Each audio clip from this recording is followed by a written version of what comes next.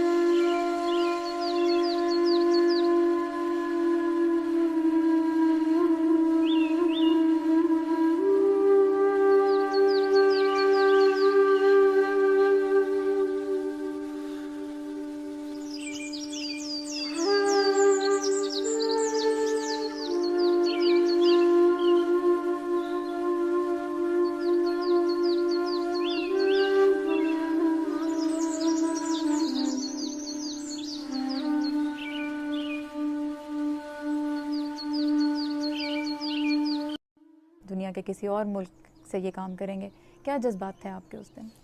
آپ اندازہ نہیں کر سکتی کہ آدمی کے اوپر کیا گزرتی ہے۔ مجھے اب تک بھی یاد ہے کہ پہلی مرتبہ جب میں ملیشیا میں تھا تو مجھے پاکستان کے سفارت خانے میں ایک تقریب میں شریک ہونے کے لیے بلایا گیا، یوم پاکستان کی تقریب تھی۔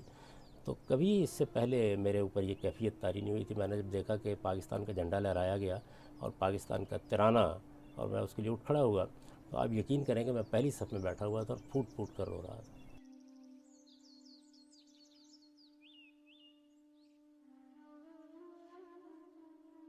وہ یہ ہے غامی صاحب کہ آپ پر یہ الزام لگایا جاتا ہے، یا کہنا چاہیے کہ بہتان لگایا جاتا ہے کہ آپ منکر حدیث ہیں۔ حدیث ناقدین کو اگر ہمدردی کے ساتھ دیکھیں کہ وہ کیوں یہ لیبل چسپاں کرتے ہیں باوجود اس کے کہ آپ حدیث ہی پہ کام کرتے رہے ہیں، تو اس کی کیا وجہ ہو سکتی ہے؟ ناقدین کو بلا کے ان کو کھانا وانا کھلا کے پوچھنا چاہیے، اس لیے کہ یہ بالکل سری جھوٹ ہے، بالکل بہتان ہے، کوئی اس کی حقیقت نہیں۔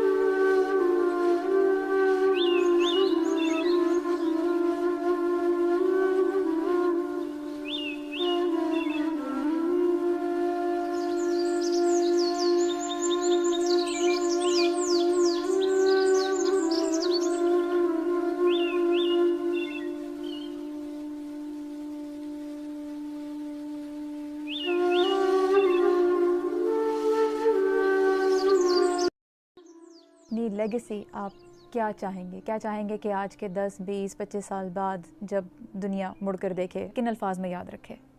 میں سمجھتا ہوں کہ اگر وہ مجھے ایک ایسے طالب علم کے طور پر یاد رکھیں جس نے اپنی قوم میں علم کی سچی طلب پیدا کرنے میں اپنی زندگی بسر کر دی، تو شاید اس سے بڑی کوئی چیز نہیں ہے کہ جو میرے بارے میں کہہ سکتے۔